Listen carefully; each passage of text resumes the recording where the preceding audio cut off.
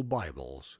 Those are WGNS Good Neighbor events. At work, in your backyard, or out on the lake, you can hear Braves baseball on News Radio WGNS. I'm Ben Ingram on the Mid-State's home of the Atlanta Braves. Rutherford Issues with Brian Barrett on FM 101.9 and AM 1450 Murfreesboro, FM 100.5 Smyrna, and streaming at WGNSradio.com. Back on Rutherford Issues, powered by Middle Tennessee Electric. Looking to go solar? MTE's Pro Solar program is committed to educating members on the process and helping them achieve their renewable energy goals. More online about Pro Solar at mte.com/prosolar. Get a free consultation there.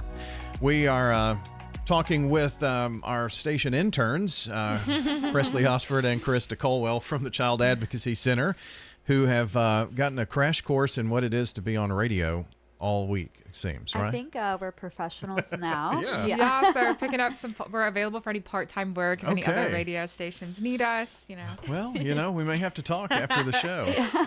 You're pretty busy between now and tomorrow, though. Yeah, definitely going to be a busy 24 hours. Tomorrow's our Hometown Heroes Walk, so we're running around all day getting ready, but we're so excited. We have a lot of folks that we're expecting, so I can't believe that it's already here. Yeah, it kind of ushers in spring for me. It just really means like we're getting right there towards summer, and it's usually late April, of course, sometime during that last week of April, because April is an important month in child abuse prevention and recognition of that.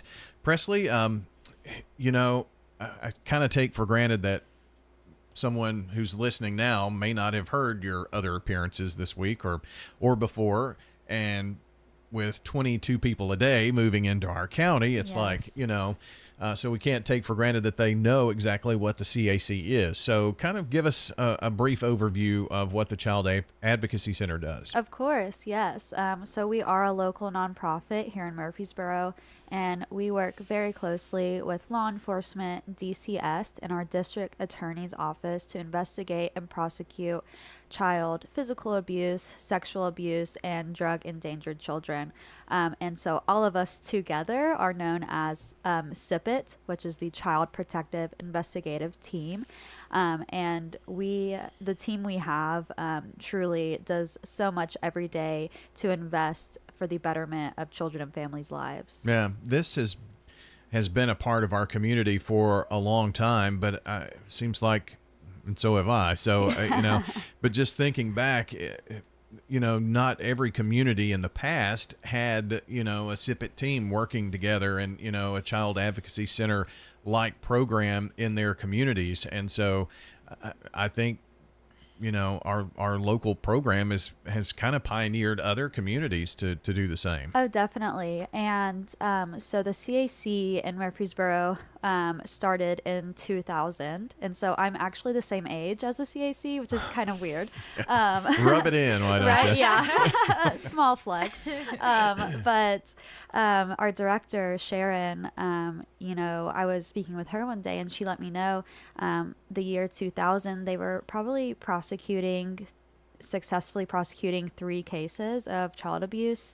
And now we are seeing, 60 to 80 cases a month. A month. And so it shows how much more the community is involved with reporting child abuse suspicion, or if they know that it's going on. Our community feels more empowered to speak up when they see something. Now, those 3 that you were mentioning, was that like 3 a month or something like that? I think it was like 3 a month. Okay. Yeah. So, and probably a smaller staff, and so you've been able to grow as the community grows as well. Yes. I think when we started, there was 4 members of our team, and now there is 12 of us. Wow. Yes, and our sister office is in Cannon County, so we serve that county as well. So kind of the 16th Judicial District, I guess, right? It is. That's correct. Yeah, so there's representation there for that. And I'm sure that as well in the early days there had to be,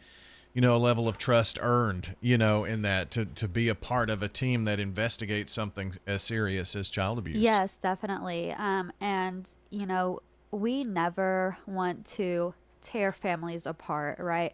Our main goal is to really be a support system, and make sure that they're getting the proper safety and justice that they deserve. And, speaking about child abuse and child sexual abuse can be a really scary topic, but it doesn't have to be taboo. It doesn't have to be scary. And so I think that people have started to trust us as an organization more and see that we truly are just here to help. Yeah, I really think that, especially in those early days, it was one of those things that probably made it difficult to strike up a conversation. Well, what is the CAC? And then all of a sudden, okay, how's the weather? Yeah, just kind right. of change the It's like, okay, subject. let's change topics. Yeah. So, but the work that's been done here for 24 years, 25 next year. I have to have 25 next year. I big know. celebration for that. I know.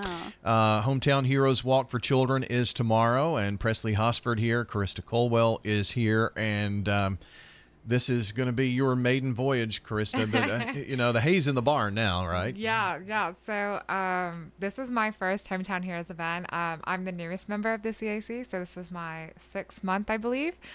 So I'm getting a chance to see all of our fundraising events. And this is, I think, is our biggest one in terms of community participation. We're expecting around 300 people. And I'm excited because events like this are always a great time to spread awareness for what we do, but we also get to honor some folks who have been doing this very difficult and very intense work for a long time in our community, because it really is a community effort and an investment, keeping our kids safe. And it's events like this that help us, refocus, celebrate, and kind of gain perspective as to like what we're doing the work for. Well, kind of keeping with that theme of someone who hasn't heard the interviews before or knows about the CAC necessarily, or those who do but didn't know that the walk was tomorrow, kind of walk us through the process. Can they still participate if they haven't signed up or anything like that? Yeah, absolutely. So we will have same day registration. So I believe this is the 10th or 9th annual. I need to check. Hometown Heroes Walk will be tomorrow, April 26th. Registration starts at 10:45, and we recommend that folks we don't recommend park at Oakland's Pavilion. Please. And we'll have a shuttle taking folks to the beginning of the walk. So go over to Oakland's Pavilion over on Robert Street, park your car there, and we'll have a shuttle take you to the beginning of the walk at Civic Plaza, and we can get you registered. Registration is completely free. We just need you to sign a waiver, and we'll have a limited amount of t-shirts available if you're interested in buying a t-shirt. But we'll get started with the ceremony, honor some hometown heroes in our community that have been doing this work for a long time, and then we'll get the walk started right at 12. So even if you're just able to come for the walk at 12 o'clock, we'll have shuttles going up until the walk starts. So catch any shuttle that you can, and then join us for the walk, and we'll have a big cookout at Oakland's after. And I guess if maybe folks only have the opportunity to meet at Civic Plaza, can't make the walk, you can do it that way too, right? Yeah, absolutely. Yeah. So we'd love to spend any time with folks in the community, anytime from 10:45 to lunchtime. Even if you just want to come and grab a quick bite, we'd love to see you in any capacity. Well, according to CAC Rutherford, this is the 8th annual Hometown Heroes. Thank you. There So we go. there you go. And again, that is coming up tomorrow. And I guess kind of your activities, talking to the folks, kind of the opening of the event is at 11:30. Is at 11:30? Yeah. Okay. And the walk promptly at 12. How long does it take to make that It's jaunt? about 20 to 25 minutes, depending Yeah. on how speedy you are walking. Yeah. But most folks take around anywhere for like 25 minutes to a half an hour. Yeah, not a bad walk at all. And then the big cookout. So what's on the menu? Yeah, so we're gonna have hamburgers, hot dogs, chips, Cookies. and cookies from DoubleTree. If you've never had those cookies, they're so good. Oh, So, wow. there might be a few missing. Well, someone had to taste test just to make Exactly. sure You they know, were it's a okay. safety Make sure. precaution. Yeah. So And this being the 8th annual event for this, but, for folks who may remember the Bredesen administration and Andrea Conte, who was the First Lady of Tennessee, she really spent a lot of her time focusing on child abuse prevention, and she had walks all across the state, and this was kind of an offshoot of that. We had one locally, and then that kind of continued. So it's really cool to see something like this continue and become an annual event. And who knows, Presley, 8 years into it, 25 years next year. I mean, who knows what we're going to be talking about at the 40th anniversary, Truly. And our prevention efforts, they truly do work. It's just a matter of how much community involvement we have. And so something else I love about Hometown Heroes is it's a really great way to sit down and connect with members of our team. If you're curious about how you can do more in the community to protect the kiddos, and use your voice to advocate, or also if you're just really curious about the CAC, as we call it, Child Advocacy Center. I like to clear that because sometimes people are like, what are you talking about? What is CAC? Right. But if you're just curious about what we do, what our day-to-day looks like, it's a great way to just connect. Very good. Well, that's a good note to end on. Thank you for coming in today. I know it's a busy day for you, and good luck with everything tomorrow. Hope we have hundreds come out. Yes, we're hoping for a good one. Our friends from the CAC, Presley Hosford and Carissa Colwell, joining us here on Rutherford Issues today. And a reminder, if you missed part of the program, check the podcast at WGNSradio.com. This is Rutherford County's Blue Raider Station, FM 100.5 and 101.9, AM 1450, WGNS, Murfreesboro. Hello friends, Lenny Farmer with Jennings and Ayers Funeral Home. More than I can count, we have taken care of families who were totally caught off guard with the passing of a loved one. There are so many details to tie up. It really can be overwhelming. Again, more than I can count are the comments from families who have pre-planned and pre-funded their or their loved one's funeral, saying, "I'm so thankful we took care of this ahead of time. It would have been a financial hardship had we not. Let me help you pre-plan. Call me at 615-893-2422. And now reading of this morning's death notices. Jessica Johnson, age 35, of Laverne, passed away on Saturday, April the 20th at Centennial Medical Center in Nashville following a brief illness. She was a native of Murfreesboro, Tennessee, and is the daughter of Ronnie and Becky Johnson of Laverne. In addition to her parents, Jessica is survived by her son, Billy Ron Benson, two sisters, Vicky Bain, and husband Jamie Matthews, and Miranda Whitefield and husband Bobby, husband Bill Benson of Florida, several nieces, nephews, and a host of other loving family members. Visitation with the Johnson family will be at Woodfin Chapel in Smyrna, Friday, April the 26th, from 12 p.m. until the time of funeral services beginning at 3 p.m., with Pastor Ralph Boyd officiating. These are the arrangements today for Jessica Johnson, age 35, Woodfin Chapel, handling services. I'm Steve Thornton. Murfreesboro Funeral Home and Cremation Services. People that come in to pre-plan their funerals and put it down in writing makes it a whole lot easier on the children at the time of their death. Keith Stapleton, manager of the Murfreesboro Funeral Home. Visit murfreesborofuneralhome.com. David C. Leverett, age 91, of Murfreesboro, passed away Monday, April the 22nd.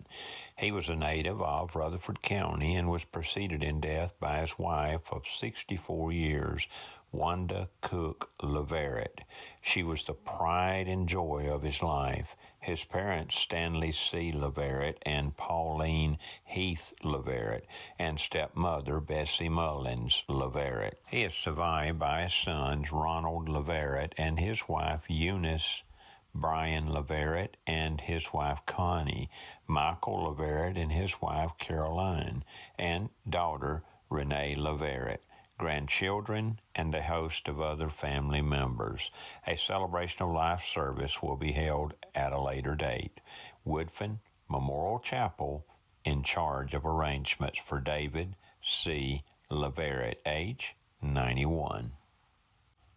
Antoinette Spagnolo Walters, age 91, passed away Sunday, April the 21st. A native of Philadelphia, Pennsylvania. She was the daughter of the late Charles and Caroline Logia Spagnolo. Mrs. Walters was also preceded in death by her husband, James Walters, brother Angelo Spagnolo, and sisters Angelina Barker, and Madeline Fortino.